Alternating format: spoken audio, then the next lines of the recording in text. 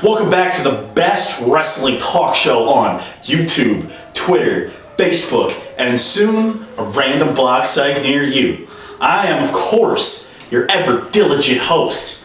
I am the T, the D, I am the OGG, the man with the best dressed beer in the business. Y'all know the man to my left, the Southpaw from Snouth, New York. Some people call him the Fish, some people call him the Jew, some people call him the Chi-Italian. He is the Oriental Express. How we doing?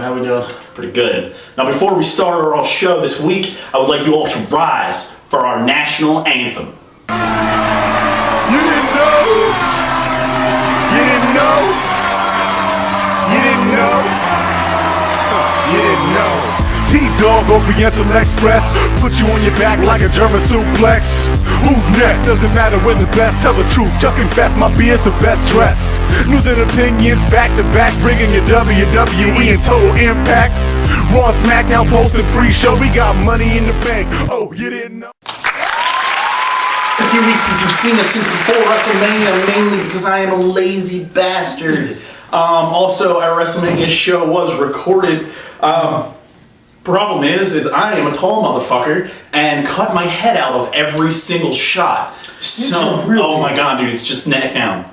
I mean, I know what ladies love my body, but it's just neck down. Dude, there's no face in it at all. You just have the Sexy I Know play. So anyway, we had a WrestleMania party post. I might post it, maybe part of the blooper or something. There, I believe, is footage of me falling off the couch. Yes, that was hilarious. Yeah, that was pretty good. And pretty good time WrestleMania party. Yeah, it was all right. Then we recorded another show and literally just didn't post it on the internet. It is sitting on my computer. My bad. How we do around here. So, coming back from Michigan is where I've been. I went out to Michigan, I went to Fort Wayne, Indiana, went to a wedding, and I just wanted to post this as a party favor from the wedding is what is housing my man's beer over here. It's a beer cozy, and it actually says, "For have and to hold and to keep your beer cold." Yeah! I should say drink, but I forgot to say beer. So it was a good time out in Michigan, traditional Scottish wedding. Really? Then we went down to Fort Wayne, we got hammered, we had some really good wings. Seen all my buddies in Fort Wayne. Wings were a little, you guys had a shit fest at it later? No, somebody did, not me. I was good. Oh, yeah, it was good. She said I got stomach iron, dude. Stomach got iron. Nah. How you been? I ain't seen you in forever, man. Yeah. You know, you went, got a new job. Yeah. And more money. Nice. Yeah, nice. Very nice. I can actually pay my bills now. Soon we'll be having a high budget clip paid by him. Yeah, right. Yeah, well, it was entertaining, you know. We had your car for a week, you know. It was helpful, highly. Yeah. It was very nice. Oh, I bet. Yeah, you know, we got shit. We didn't have to wait for other people to do shit. We just, when we wanted to do it, we did it. Nice. Yeah, it was nice, you know. Very nice. Yeah, so coming back at you with the world of professional wrestling. That's what we're here for. That's what we all want to talk about. Let's talk about the WWE for a second. Now, lots of shit's gone down since WrestleMania's happened. We had the return of Brock Lesnar, John Cena getting decked, which was awesome, dude. Split both lips up. Nice. Dude. Bringing me into actually what's listed as my last topic. I'm going to go with my first topic. Is the PG era dead? That's my big question. I'm saying yes. You look at situations like Brock Lesnar straight up punching John Cena in the face. You look at Chris Jericho dumping an entire bottle of Jack Daniels, I salute you, then taking an entire bottle of Jack Daniels and crushing it over CM Punk's head. that was 2 bottles of Jack wasted. Oh my god, I cried. Yeah, I think you did. I'm sorry, I cried. You know, honestly, the whole CM Punk angle, every single one of his straight edge storylines, all of them dating back from his first title reign. You know, I like this. I like this storyline. They want to make me want to drink. I really do like this storyline for CM Punk and Jericho. It's really good. I like it. I heard a little bit of a rumor that on that behalf, Jericho is going to be done soon, going back on tour with Fozzy, his rock band, because he's the Ayatollah of rock and rolla. We'll see how that plays out. Yeah, right. Another part I want to talk about is the new single GM aspect. The whole, one GM for Raw, one GM for SmackDown. Teddy Long's now taking out the garbage. You got Abraham Washington coming in. He's looking to make a new stable. You got the stable that's already made for what's her face, Vicky Guerrero. She's already got a stable going. It looks like the age of stables are coming back.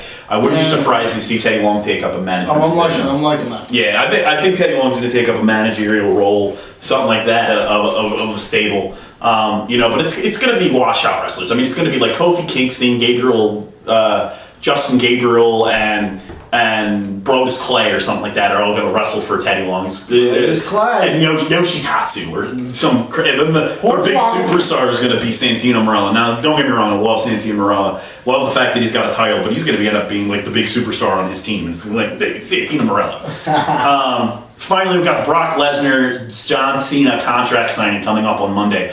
Why do they have contract signings? These are ridiculous. You know what? They always talk about how they're unpredictable and blah, blah, blah. This is my unpredictable... Table always gets flipped over. This is my unpredictable contract signing. The two parties sit down, they both talk, they sign the pieces of paper, and they walk away. That would be unpredictable because that has never happened in the history of the WWE. Last contract signing we saw involved Hulk Hogan. It was TNA. And at the end of it, after they signed everything, Hulk Hogan just stood up and flipped the table casually. Just because the table had to flip because it was contract signing. It was like, really? Like, what the hell was the point in that? But it's it's John Cena and it's what's his face? Brock Lesnar. Somebody's going through that table. Should be interesting. Breaking down Extreme Rules, next pay-per-view, Sunday. Randy Orton versus Kane in a Falls Count Anywhere match. I'm kind of bored. I mean, it's a cool storyline, but you really just haven't built it up enough to be going already to an Extreme Rules match. It's just like they're filling a spot for the two guys. My prediction for that, I think it's going to be a great match. I think it's going to end up somewhere backstage, something like that. I think one of them's going to end up injured. I don't know who, but one of them is going to end up injured, and that's going to be the end of the match. That's my prediction. Sheamus versus Daniel Bryan at 2 out of 3 falls. Now, the last 2 out of 3 falls match I watched was a 3 stages of hell match. Yes, versus Triple H, Randy Orton. And Triple H opened it up, smashing Randy Orton over the head with a chair, and goes, "Oops, I lose the first round." You remember that? And then just started beating the crap. The last one was a stretcher match. Yeah. Great match, except Orton started winning that one. So I'm expecting this to be good. I really am. I'm very much expecting this to be good. Sheamus, I still don't like Happy Sheamus. Sorry. So this is for the belt. I don't think that. I think Sheamus is going to hang on to it. I don't think they're going to give it back to Bryan. So that's my assumption. I'm also thinking that's going to be a good match. You got CM Punk versus Jericho. These guys have had a really good war going on. They had a really good match at WrestleMania. It was great. It was 35 minutes long. Yeah, dude, it was a freaking long match. It was a good match. This one is a street fight, which. Why do they always have to classify where they're at? Like, it's Philly street fight, Chicago street fight. It's just a street fight. There's no difference. I know 3TV started that. Did they? Yeah, something like that. Yeah, never know. Shit. So, that match I'm expecting to be fantastic, and I hope it takes place in the street. Because if it doesn't take place in the street, why did they call it a street fight? Yeah, what is WWE? Oh, that's true. If it doesn't take place in the street, it's going to be absolutely no different than the next match. The bottom line, WWE had a Hell in the Cell match, and it wasn't on top of the fucking Hell in the Cell. Dude, the cell never even factored in. No one got thrown into the cage, nothing. Whatever. Whatever. Let's get going. Final match is Cena versus Lesnar in an Extreme Rules match. I'm expecting this match to be pretty much just all on its left. Yeah, I mean... Just fist. It's going to be an MMA fight, basically. Yeah, like, I'm expecting Cena to get his ass handed to him for the majority of the match. I'm expecting Lesnar to, just come out and just pummel Cena and pummel Cena and pummel Cena. And then, Cena, you're fighting for legitimacy. You really are, Barrow. I've been respecting you a lot more as of late. I think Cena's actually going to have some, like, hardcore style stuff in this. Like, I think Cena's going to do some non-PG stuff going on. You think? I do. I think it's going to be a very non-PG match on both sides. And I'm seeing Lesnar on top of this one. It's not an I Quit match. If it was an I Quit match, obviously we'd pick Cena. He's been in like 30 and he's never lost one. But it's just an Extreme Rules match. I'm seeing Lesnar on top at the end of this one. I agree. So that's about all I got for you for WWE. Let's go over to my main man over here, my sensei of TNA. See what's going on in the world of Impact Wrestling. Well, we had Lockdown. Lockdown was Lockdown. I mean, it wasn't as great as I thought it would have been, but it was okay. You had your legal Lockdown match. Bischoff against Bischoff. You know, Garrett against his father. Garrett's team won that one. That was a decent match. And so Bischoff has to not use the Bischoff name no more. And then we had your TV championship, Robbie E against Devon. Devon won that.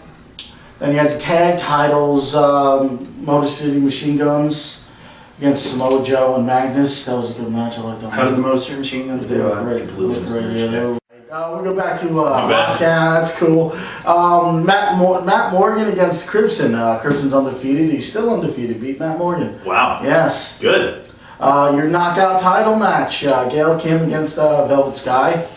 Velvet Sky should have won that match, and then somehow Gail Kim, for the last couple of months, whatever Gail Kim has been defending, all of a sudden just came out and just won. I don't know where the hell she came from. But I love Gail Kim. She's my woman. If you ever come to town, just come and see me. We had a match I was looking forward to, Angle against Hardy, your boy Angle. You know, I mean, it was a good match. It was very high flying. It was a good match. Hardy won that. Very nice. Yeah. Now you had your women's title match, Rosita and Sarita against ODB and Eric Young that just got married last Thursday. Right. It was a nice wedding. They won that match. They still have the women's titles, hence the women's titles. Right? That's ridiculous. It's hilarious. And you had your world title match. James Storm against Bobby Roode. Bobby Roode came up winning that one. Bobby Roode cut his hair. Fuck you. Yes, yeah. And later on, you seen that. What was that? Kazarian cut his hair too. Yeah, Fuck you, Kazarian. Bobby Roode. Edge cut his hair. Look. Fuck you, Edge. All new looks. Everybody's cutting. You know what I mean? And then you know who else cut his hair? Who? Undertaker. Yeah, that too. Who's next? T-Dog. Now we'll go to SmackDown Thursday, where Hogan announced last Thursday that there's going to be some major changes. And your number one major change would be it's a fight night. I said fright night. It's scared to see Hogan wrestle again. Anyway, it is a fight night that happens once a month. Open wrestling, wrestlers that are not on the roster are going to fight to see if they get a contract. During that once a month thing, it's going to be any TNA wrestler on the roster can challenge anyone they want on the roster, and they have to be ready to do it no matter what. That's the once a month thing, and then your television title will be defended every week. From now on every Thursday when the show's on, it's going to be defended every week. I'm looking forward to that. And that's pretty much all my That's about all the time we got for you here on All You Didn't Know. Don't forget to like us on Facebook, follow us on Twitter, click the subscribe button, click the thumbs up button, whatever you want to do to show us that you love the T-Dog and the Oriental Express. We are the best show on YouTube. Keep watching wrestling. Peace. Raw and Smackdown posted pre-show, we got money in the bank. Oh, you didn't know? The refs in our faction, who's in your crew? You can catch us front row in every pay-per-view. Who holds the title is Bobby the Suicidal, cause our rivals and nighters are all dead on arrival. Every match is hardcore when the official's on his face, so forget about the rules and give this chair a taste. Time for the finisher, 2-3, I'm with ya. Check out the highlights on my Titantron video. You didn't know? You didn't know? You didn't know? You didn't know? You didn't know? You didn't know? You didn't know? You didn't know?